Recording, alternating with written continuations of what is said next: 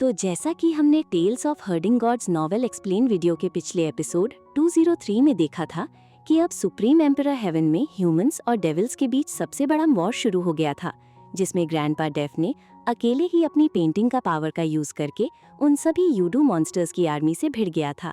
तो अब आगे 1 मिलियन की एक बड़ी आर्मी दौड़ पड़ी और यूडू मॉन्स्टर आर्मी से टकरा गई। एक ही पल में जोरदार युद्ध शुरू हो गया और हर तरफ खून और मांस हवा में बिखरने लगा। डेरिल सिर्फ मारना जानते थे और उनके पास कोई प्रॉपर बैटल फॉर्मेशन नहीं थी। वो सिर्फ अपनी पर्सनल स्ट्रेंथ पर भरोसा करते थे और अपने साथियों की कोई परवाह नहीं करते थे। इसी वजह से उनकी तरफ से अनगिनत लोग मारे जा रहे थे। विदाउट एम्ब्रॉयलिंग सिटी के सामने 10 मील दूर तक का इलाका एक भयंकर स्लॉटर ग्राउंड बन चुका था। डेफ्ट की दुनिया के अनगिनत सोल्जर्स गिर रहे थे और मरने के बाद उनके शरीर पत्थर में बदल जाते थे। कोई लाश तक नहीं बचती थी। लेकिन डिवाइन आर्मी लगातार आगे बढ़ रही थी। गिरने वालों की जगह नए सोल्जर्स तरंत आ रहे थे। उनकी अनगिनत संख्या पूरे बैटलफील्ड को एक कंटिन्यूअस किलिंग फील्ड बना रही थी। ऐसा लग रहा था जैसे आसमान की हवा को कोई इनविजिबल फोर्स कंट्रोल कर रहा हो और उसकी मदद कर रहे थे रेन मास्टर, थंडर गॉड और लाइटनिंग गॉडेस, जो यूडू मॉन्स्टर आर्मी पर भयंकर अटैक्स कर रहे थे। फ्रंट लाइन रोक दी गई थी और पहाड़ों जैसे बड़े डेविल एंसेस्टर्स की दहाड़ पूरे मैदान में गूंज रही थी। वो पूरी ताकत लगाकर बैटलफील्ड में घुस रहे थे। जहां भी उनके पैर पड़ते, चाहे दोस्त हो या दुश्मन, सब उनके भारी कदमों से ऊपर उछल जाते और हड्डियां टूट जाती। डेविल एंसेस्टर्स बैटलफील्ड में ऐसे दौड़ रहे थे जैसे टूटी हुई सूखी टहनियां हवा में बिखर जाती हैं। ट्विंक।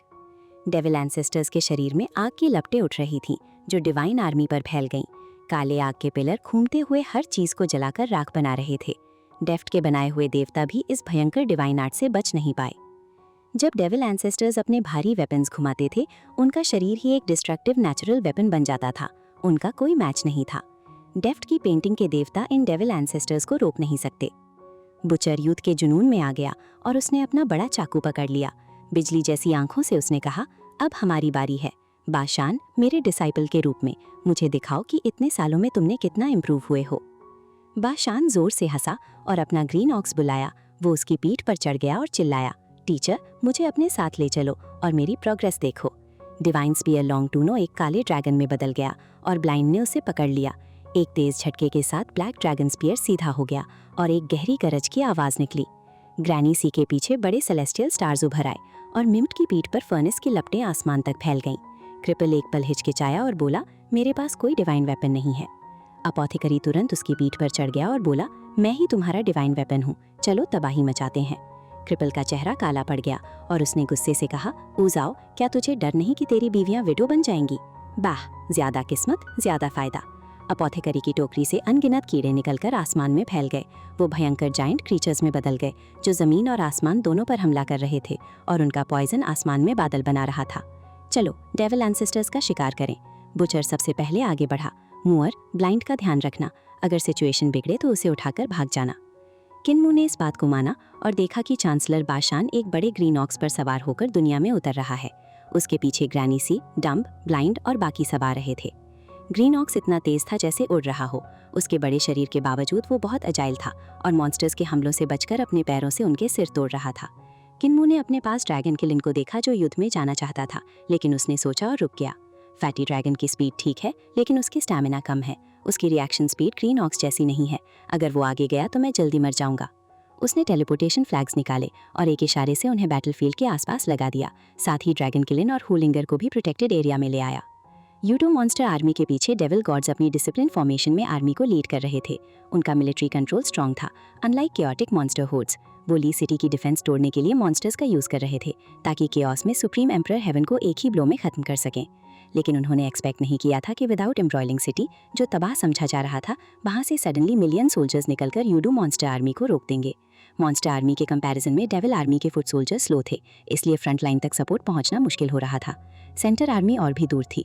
फुरुलू ने दूर से बैटलफील्ड देखा और अपने 3 फेसेस के साथ हैरानी से बोला, ये डिवाइन आर्मी यहाँ कहाँ से आ गई? उसके पास खड़े डेविल गॉड्स ने सिर हिला दिया। यूडो के मॉन्स्टर्स और डेविल एंसेस्टर्स सिर्फ अपनी इंस्टिंक्ट पर लड़ते थे, जबकि डेविल रेस ह्यूमंस जैसी इंटेलिजेंट थे।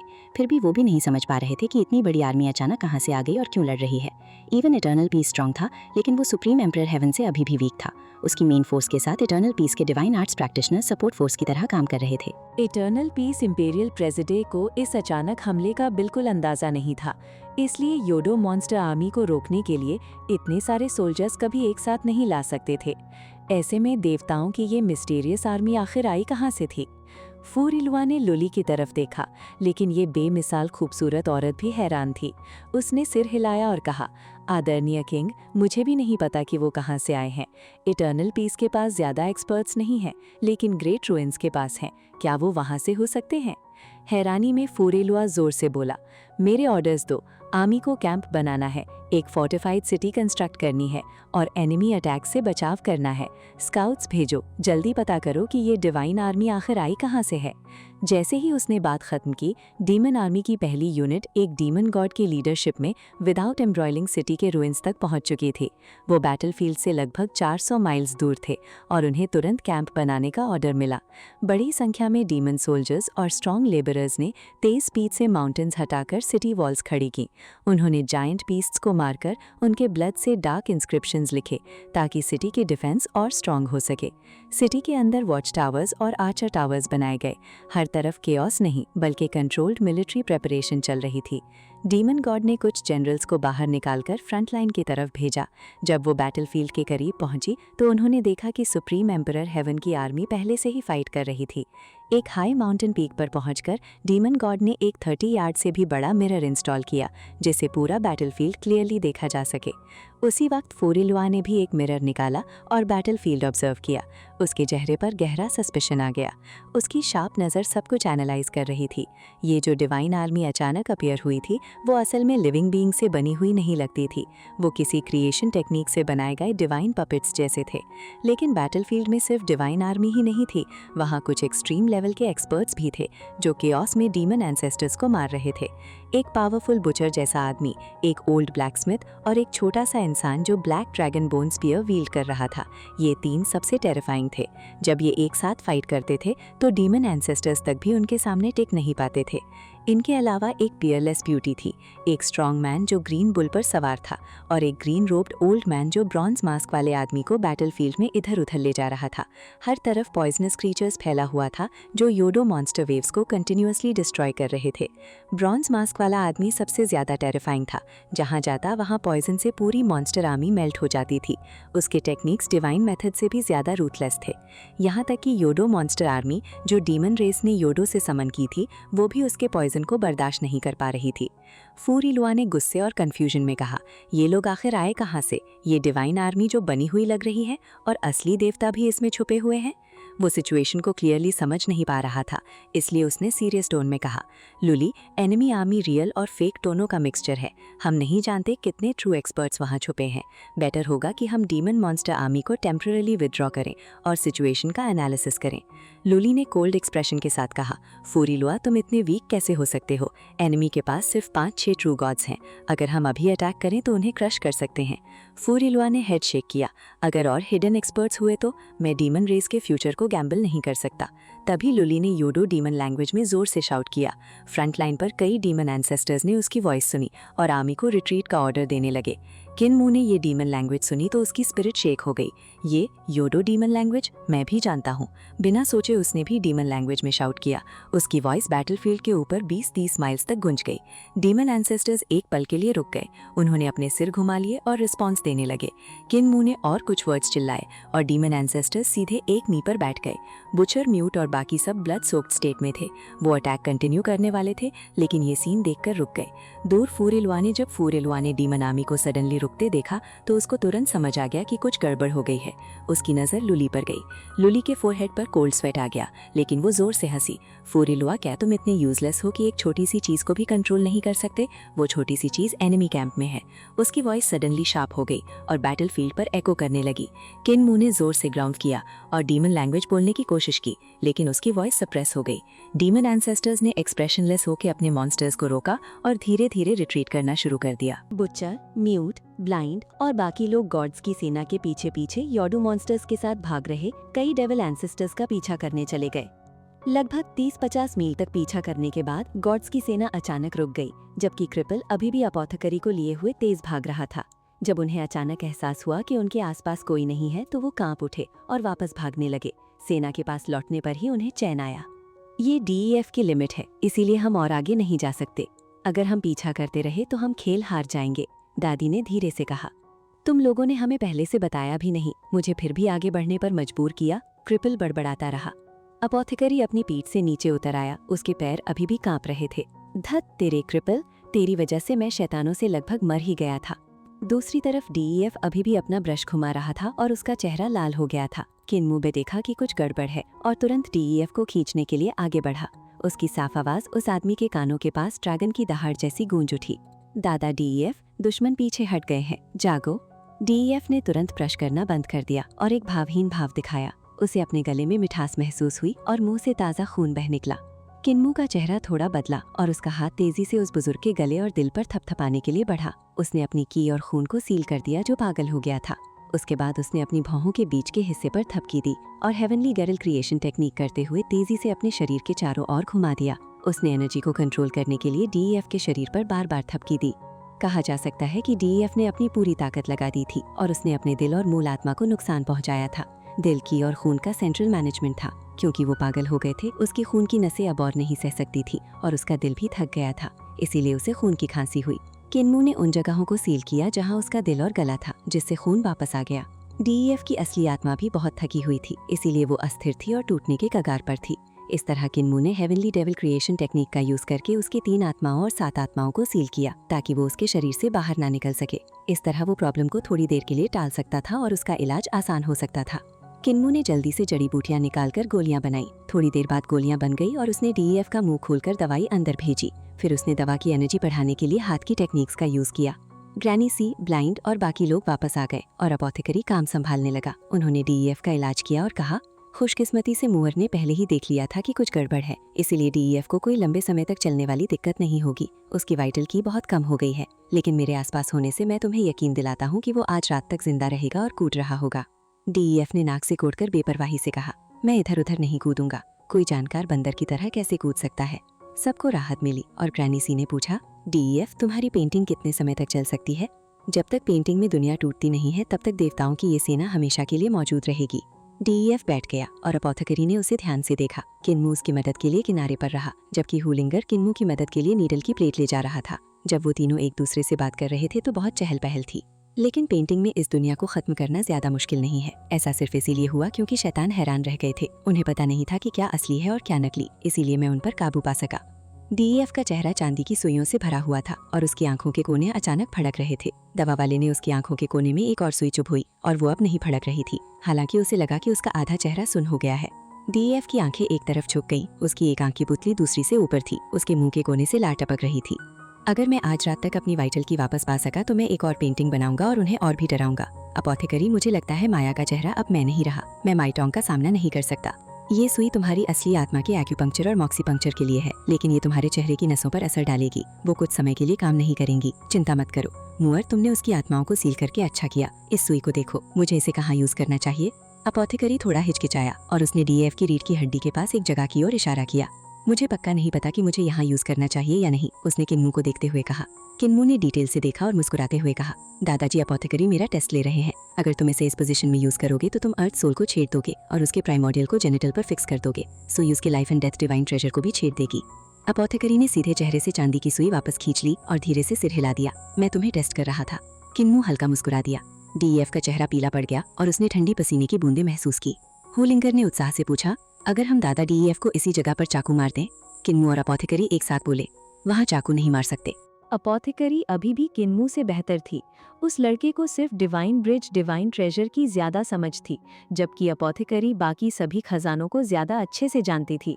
इसलिए किन्मू ज्यादातर समय सिर्फ देख ही पाता था। आखिरकार डेड का असली सोल स्टेबल हो गया और अपोथेकरी ने हर्ब्स दिए ताकि उसे अपनी ज़रूरी ची वापस मिल सके।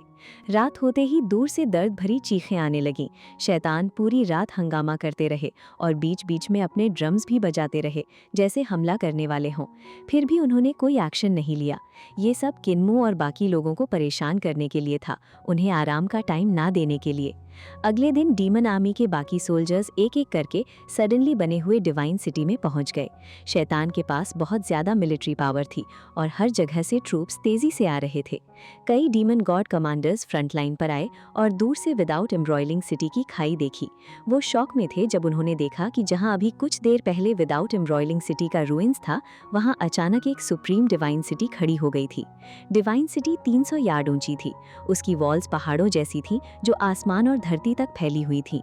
बिल्डिंग्स ऊंची खड़ी थीं और वॉल्स पर डिवाइन कैनन्स लगे थे। ऊपर टावर्स पर 100 से ज्यादा सनशॉट डिवाइन कैनन्स थे। सुनहरे कपड़ों में अनेक डिवाइन ऑफिसर्स और सोल्जर्स सिटी वॉल पर गश्त कर रहे थे।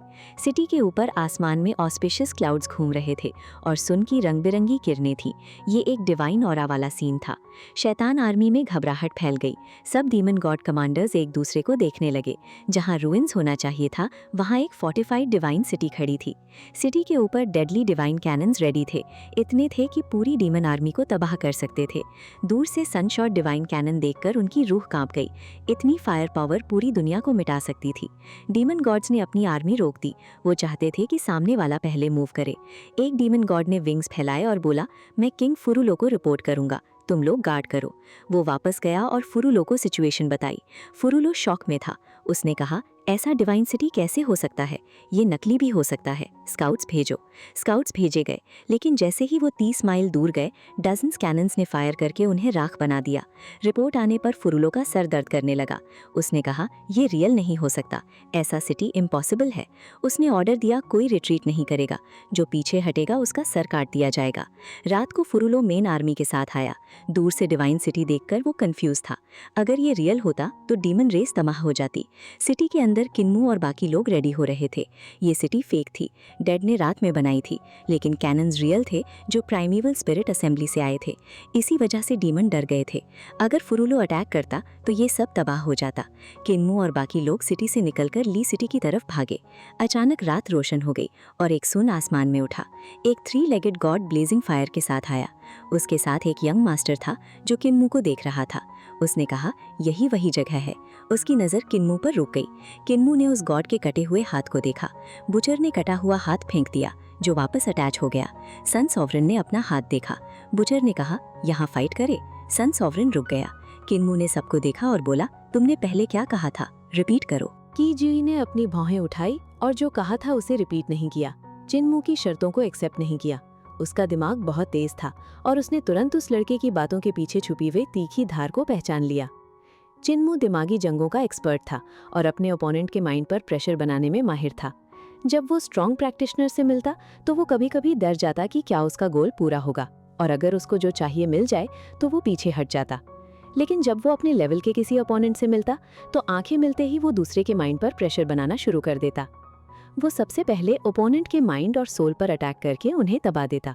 हर नॉर्मल लगने वाली बात या एक्शन भी ओपोनेंट पर प्रेशर डालने के लिए होता, जिससे वो वीक हो जाता। सीधे शब्दों में वो ओपोनेंट के ऑरा को क्रश करता था। ऐसा होने पर ओपोनेंट उसकी रिदम के साथ चलने लगता और जब वो मूव्स करते तो दोनों के बीच छोटे छोटे चेंजेस फाइट को बदल देते। समय के साथ हल्का सा एडवांटेज धीरे धीरे बढ़ता जाता और जीत या हार का फैसला बन जाता। चाहे पैंगोंग सो हो या शूशेंग हुआ, दोनों ने चिन्मू के साथ ऐसी ही फाइटिंग एक्सपीरियंस की थी। ऐसा एक्सपीरियंस होने के बाद कुछ लोगों के माइंड में मेंटल वॉल्स बन जाती थी और चिन्मू उनके डाउ हार्ट पर एक शैडो बन जाता। कुछ लोग उसे अपनी मोटिवेशन बना लेते और ज़्यादा हार्ड ट्रेनिंग करते, एक के बाद एक पीक चढ़ते जाते। पहला पैंगोंग सो के केस में था और दूसरा शूशेंग हुआ और जेहवाली के साथ। पैंगोंग सो ने चिन्मू से बार बार हारने के बाद उसे डायरेक्ट फाइट करने की हिम्मत खो दी थी। जब भी वो मिलता वो अपने आप को लूजर पोजीशन में रख लेता और फाइट शुरू होने से पहले ही पीछे हट जाता। दूसरी तरफ शूशेंग हुआ ने हार के बाद और ज़्यादा इंटेंस फाइट की, यहाँ तक कि 6 डायरेक्शंस डिवाइन ट्रेजर और 7 स्टार्स डिवाइन ट्रेजर को कंबाइन करने का मेथड तक निकाल लिया। इससे चिन्मू को उससे सच में सीखना पड़ा और शूशेंग हुआ को एडवांटेज मिल गया। चिन्मू से हारने के बाद जेहवाली अपनी ब्लेड स्किल्स के रास्ते पर और आगे बढ़ गया और जब उसने देखा कि चिन्मू डेंजर में है तो उसने उसे बचाने का फैसला किया। उसका डाउ हार्ट क्लियरली और स्ट्रांग हो गया और इससे चिन्मू पर भी प्रेशर आया। चिन्मू ने इस प्रेशर को अपनी टेक्निक के रास्ते में यूज़ किया। भले ही मेंटल बैटल्स अच्छी नहीं होती, लेकिन डाउ हार्ट के लिए ये बहुत कठिन होती हैं। उसने ऐसा मेंटल अटैक इस ब्लेड एक्सपर्ट से ही सीखा होगा। की जुई ने बच्चों की तरफ देखा। ब्लेड गॉड और सन सॉवरन की फाइट होने वाली है, फिर भी उसने सन सॉवरन के हाथ की हड्डी वापस करने की इनिशिएटिव ली। ये अपोनेंट के डाउ हार्ट को तोड़ने का बहुत स्ट्रॉन्ग तरीका है। बाहर से लगता है सिर्फ हाथ रिटर्न कर रहा है, लेकिन अंदर से डाउ हार्ट पर स्ट्राइक है। सन सॉवरन उसके हाथ के फ्लैश और ब्लड के बारे में पूछ रहा था, लेकिन असल में वो स्किल तोड़ रहा था। चिन्मू को भी ये सीखना चाहिए था। आखिरी स्टेप था सीखे हुए नॉलेज को यूज करना। ये क्लियर था कि चिन्मू ने ये पहले ही कर लिया था। की जुई ने उसकी तरफ स्माइल की। ये जगह तुम लोगों की फाइट के लिए सही नहीं है। डेविल आर्मी सामने खड़ी है और वो आसानी से घुसकर तुम्हारे गॉड सिटी को तबाह कर सकती है। सन सॉवरन को भी डर है कि तुम सब मिलकर उससे और फिर मुझे मार दोगे। तुम लोग अपनी जान की फिक्र कर रहे हो और वो मेरी सिक्योरिटी की, तो क्यों ना हम बैटलफील्ड बदल लें। उसके कहने के बाद ब्लाइंड, म्यूट और बाकी सब उसकी तरफ देखने लगे। चिन्मू ने भी उसे गौर से देखा। उसने पहले सोचा था कि ये लड़का सन सॉवरन का डिसाइपल है, लेकिन बातों से लगता था कि वो सिंपल नहीं था। उसका बैकग्राउंड अलग था। उसकी बातों ने चिन्मू के पहले सवाल को भी सॉल्व कर दिया, जिससे उसका डाउ हार्ट इंप्रेसिव लगने लगा। ऐसा डाउ हार्ट शू शेंगहुआ के उस वक्त से भी आगे था जब चिन्मू ने उससे पहली बार फाइट की थी। उस टाइम शू शेंगहुआ का डाउ हार्ट लगभग टूट गया था। मुअर, ये इंसान तुम्हारे लिए मुश्किल अपोनेंट होगा, ब्लाइंड ने धीरे से कहा। ये डेफ के बनाए गॉड सिटी के आउटर पार्ट को भी देख सकता है। फूरिलूरो और दूसरी डेविल गॉड्स भी ये नहीं कर पाए। इसका मतलब इसकी गॉड्स आई जैसी एबिलिटी बहुत स्ट्रांग है। चिन्मू ने सिर हिलाया। अगर ये लड़का डेफ की पेंटिंग के पार देख सकता है तो वो वाकई पावरफुल है। उसने पूछा, भाई मैं तुम्हें क्या बुलाऊं? की जुई हल्का सा मुस्कुराया और सन सॉवरन ने कहा, ये यंग मास्टर की जुई है। थोड़ा हैरान होकर चिन्मू बोला, ई का मतलब होता है समझदार होना और जुई का मतलब एक सिर से काम नहीं चलता, 9 सिर चाहिए। मैंने सुना है जुई का मतलब एक पुराना ट्री होता है जहाँ फीनिक्स रहता है। तुम इंसान हो? की जुई ने उसे देखा। चिन भाई का नॉलेज इंप्रेसिव है। तुमने किससे सीखा? चिन्मू ने डेफ की तरफ हाथ उठाया और बोला, मेरे टीचर आर्ट सेंट डेफ। की जुई ने रिस्पेक्ट के साथ कहा, आर्ट सेंट होने के कारण ये सिटी जरूर आपकी क्रिएशन होगी। ये ट्रूली रिमार्केबल है। डेफ ने कर्व से सल्यूट एक्सेप्ट किया। चिन्मू ने स्माइल की। यंग मास्टर की ने कहा, ये जगह फाइट के लिए सही नहीं, तो आपके हिसाब से हमें कहाँ फाइट करना चाहिए? मैंने सुना है चिन भाई इटर्नल पीस के हेवनली डेविल कल्ट मास्टर हैं, तो क्यों ना इटर्नल पीस चले? तुम्हारे टेरिटरी में फाइट करोगे तो तुम्हें ज्यादा कंफर्ट होगा, की जुई ने कामली कहा। चिन्मू की नजरें झपक गई। भाई जी, इटर्नल पीस वापस जाने का सफर लंबा होगा, कम से कम कुछ दिन। अब जब डीमन सुप्रीम एम्परर हेवन पर हमला कर रहे हैं तो हम इतने लंबे समय के लिए नहीं जा सकते, तो फिर मैं लड़ने के लिए कोई जगह क्यों नहीं चुनता? ची जियुई ने थोड़ा मुंह बनाया। ऐसी स्थिति में भाई चिन कौन सी जगह चुनेंगे? चिन्मू ने अपने पीछे इशारा किया। ची जियुई मुस्कुराया और बेपरवाह होकर बोला, ये शहर, ये मिस्टर आर्ट सेंट ने बनाया है, तो क्या तुम्हें इसे तोड़ने और प्लान का पता चलने का डर नहीं है?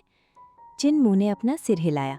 मेरा मतलब शहर में नहीं बल्कि दोनों सेनाओं के सामने था। तुम मेरे लिए आए हो ना? ऐसे में मैं युद्ध का मैदान चुनूंगा और मैं 10 लाख बहादुर डीमन योद्धाओं और इस गॉड सिटी के बीच लड़ना चुनता हूँ। भाई जी, क्या तुम मानोगे? ची जियुई ने अपनी भौहें उठाईं। माइट, ब्लाइंड और बाकी लोग एक दूसरे को देखने लगे, थोड़ा बेचैन महसूस करते हुए। चिन्मू ने कहा कि वे दोनों सेनाओं के सामने लड़ेंगे, लेकिन असल में ये सिर्फ डीमन सेना के सामने था। आखिर गॉड सिटी तो बस एक पेंटिंग थी।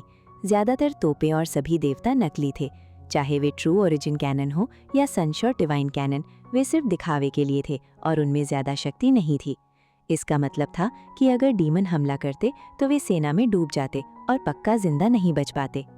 बुचर जोर से हंसा और बोला, मुअर पक्का सबसे हिम्मत वाला है। बढ़िया, मैं भी दोनों सेनाओं के सामने आसमान में इस गॉड से लड़ूंगा, इस पक्षी देवता से। क्या तुम्हारी हिम्मत है?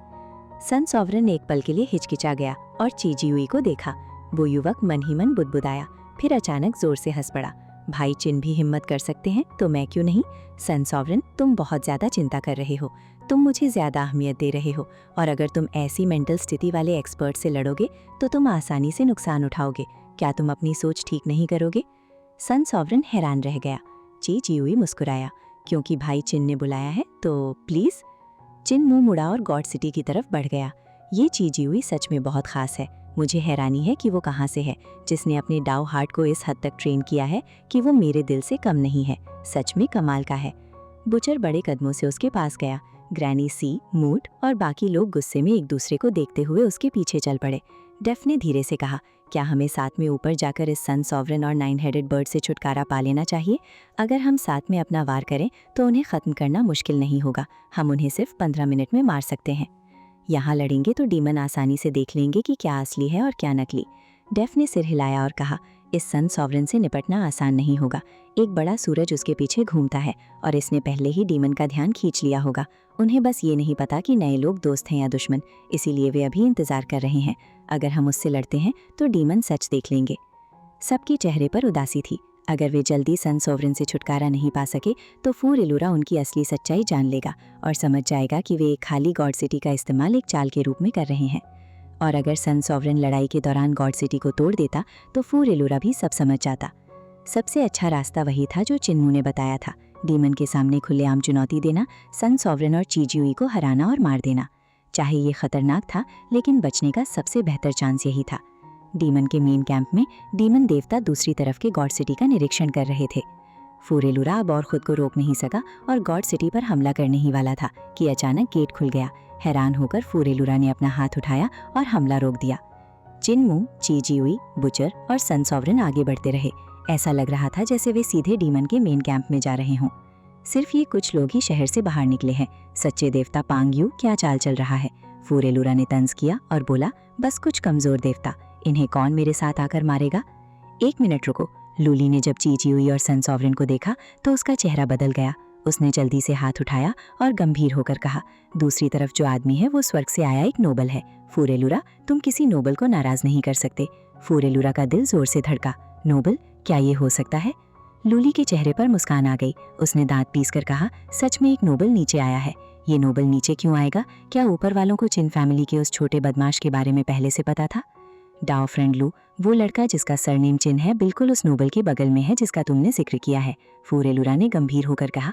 लूली की नज़र चिन्मू पर पड़ी। उसने ऊपर गॉड सिटी की तरफ देखा और मुस्कुराया। लूली ने नाक सिकोड़ी। वो बहुत सुंदर हो गया है। जब वो छोटा था तो इतना बुरा था कि भूत को भी डरा दे। चिन्मू डीमन के मेन कैंप के सामने 100 मील दूर रुका और तेज आवाज में बोला, हेवनली सेंट सेक्ट का मास्टर चिन्मू डीमन रेस और हेवन के सभी हीरोज को नमन करता है। क्या डीमन रेस के किसी श्रेष्ठ टैलेंट में इतनी हिम्मत है जो आकर मुझे सबक सिखा सके? उसकी आवाज़ डीमन के मेन कैंप तक पहुंची। डीमन गॉड्स के चेहरे बदल गए। चिन्मू ने फिर कहा, लोअर रेल्म्स के एक्सपर्ट्स भी आ सकते हैं। मैं अपना डिवाइन ट्रेजर सील करके तुमसे निष्पक्ष लड़ूंगा। क्या किसी में मुझसे लड़ने की हिम्मत है? कुछ देर तक कोई जवाब नहीं आया। डीमन डरपोक हैं। भाई जी, लगता है हमें ही अकेले लड़ना होगा। अचानक डीमन मेन कैंप का गेट खुल गया और गुस्से में डीमन एक्सपर्ट्स बाहर आ गए। छोटे इंसान, तुम्हारी हिम्मत कैसे हुई हमें डरपोक कहने की? चिन्मू ने मुस्कुराते हुए चीचियुई से कहा, तुम क्या कहते हो? पहले थोड़ा वार्म अप करें। तो दोस्तों, वीडियो को लाइक, कमेंट्स, शेयर और चैनल को सब्सक्राइब कर दीजिएगा।